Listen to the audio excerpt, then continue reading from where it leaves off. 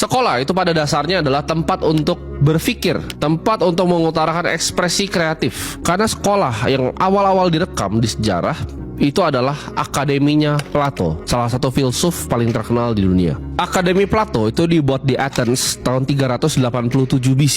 Fungsinya apa? Untuk para upper classmen ya. Terrecord juga ada beberapa wanita di dalam kelasnya Plato, ada 2. Jadi pada waktu itu adalah tempat untuk bebas berekspresi ya. Saling nggak ada grading seperti sekarang, tidak ada standarisasi, hanya bebas untuk berpikir bareng-bareng para scholars ini pada zaman dulu. Sebagai tempat saling tukar pikiran antara para murid dan para guru. Sekarang pertanyaannya, dari mana ini semua berubah ya?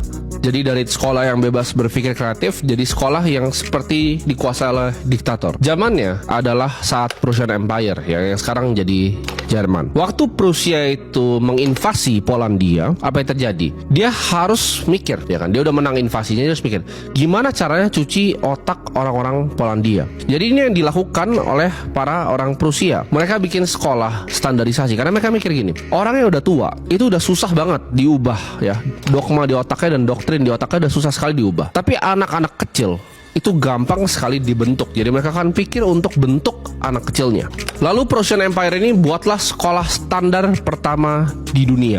Sekolah ini diciptakan sedemikian rupa ya, sekolah ini sangat otoritarian. Jadi kalian harus nurut sekali dengan kekuasaan. Sistem ini dibuat oleh Frederick the Great ya, monark dari Prusia tahun 1740. Sistem sekolah ini sama sekali nggak nuntut anak untuk berpikir secara intelektual, tapi hanya nurut ke authority. Jadi mereka benar-benar ketemu formatnya itu tahun 1763 ketika Frederick the Great itu ketemu sama Julius Hegler. Mereka akhirnya bergabung untuk bikin sistem sekolah ini.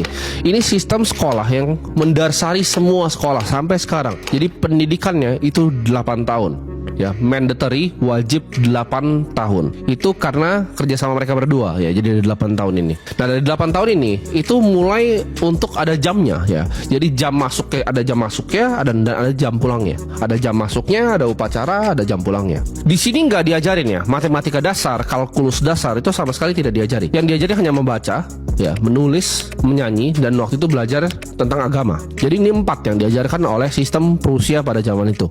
Dan ini luar biasa efektif. Sampai anak-anak Polandia itu lupa mereka itu actually Polish. Mereka lupa akan mereka punya grassroots karena mereka benar-benar kecuci otaknya di sistem Prusia ini. Dan ini luar biasa efektif. Bahkan mereka bisa bentrok sama keluarganya sendiri.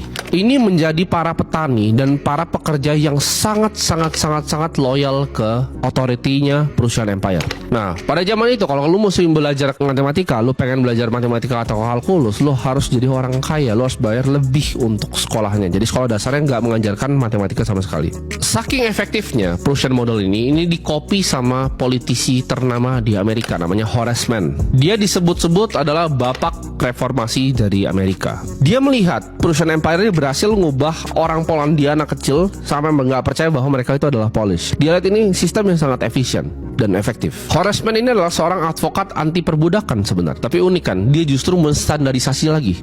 Ya, dia bikin lebih baik lagi sistem dari Prussian Empire lagi jadi sistemnya dia. Horace ini mendirikan Massachusetts Board of Education ya tahun 1837 untuk menstandarisasi Amerika punya edukasi dengan modelnya Prusia. Format yang ditemukan sama Horace Mann ya kan, tadi kan masuknya kan 8 tahun wajib, jam masuk, jam keluar. Nah, Horace Mann ini menentukan sistem baru, yaitu standarisasi grading kelas. Maksudnya apa? Zaman dulu di sistem Prusia mungkin masih ada yang tua ketemu yang muda, jadi 3 tahun di atas ketemu yang lebih muda. Nah, Horace Mann ini standarisasi. Jadi angkatan itu kalau cara programnya adalah mereka harus barengan. Jadi umur 11 sama 11, satu angkatan 12 sama 12, satu angkatan 13 sama 13, dan begitu terus ya. Mereka harus naik bareng. Jadi kalau nggak naik kelas itu memalukan. Mereka harus naiknya bareng. Itu sistem yang diciptakan oleh Horace Mann. Lalu dampak apa sih yang dibuat sama Horace Mann ini? Perkenalkan industri ya. Revolusi industri tahun 1900-an. Di mana saat itu ada seorang raja bernama John D. Rockefeller. Dia adalah konglomerat minyak terbesar di dunia. Dia adalah bilioner pertama yang pernah hidup di dunia ini dan orang paling kaya sejagat raya waktu itu. Kekayaan dia dengan orang-orang yang lain, orang-orang kaya lain itu jauhnya luar biasa karena perusahaan raksasa dia yang bernama Standard Oil. Standard Oil ini kalau kita tahu sampai sekarang itu pecahannya masih banyak sekali ya. Perusahaan energi yang pecahannya dari Standard Oil John D. Rockefeller 100 tahun lalu. Perusahaannya masih ada sampai sekarang. Dan kalian lihat kata-kata kuncinya Standard Oil ya. Dia suka menstandarisasi semuanya. Jadi oil yang aman, standar. Dia mau pekerjaan juga yang standar. Dia mau semua yang standar. Makanya nama perusahaannya Standard Oil. Dan sampai sekarang influence dia, pengaruh dia di edukasi itu masih kecium sampai detik ini kita bicara. Dari yang namanya Rockefeller Foundation. Ide Horace ya, mencontek perusahaan model, dibikin sistem grading, itu bikin Rockefeller ini berpikir ada kesalahan konkret dalam sistem ini. Yaitu apa?